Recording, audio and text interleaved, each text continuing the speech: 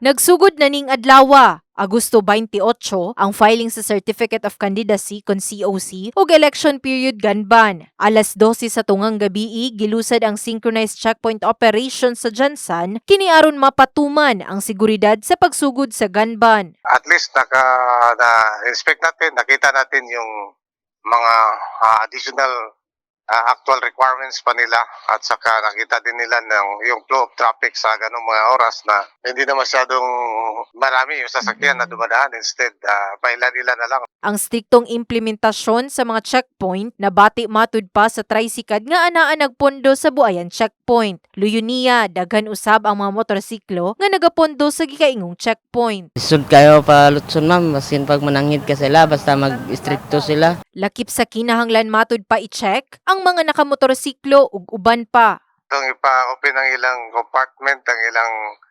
ilang windows para makita plain view doctrine ang atong i-emphasize nga makita ang laman sa ilang sakyanan, if possible sa ilang compartment o di ba sa ilang likod nga part sa backseats. Luyo sa kapulisan, aduna usab koordinasyon niini ang mga personay sa Joint Task Force Jansan, Coast Guard ug daghan pa.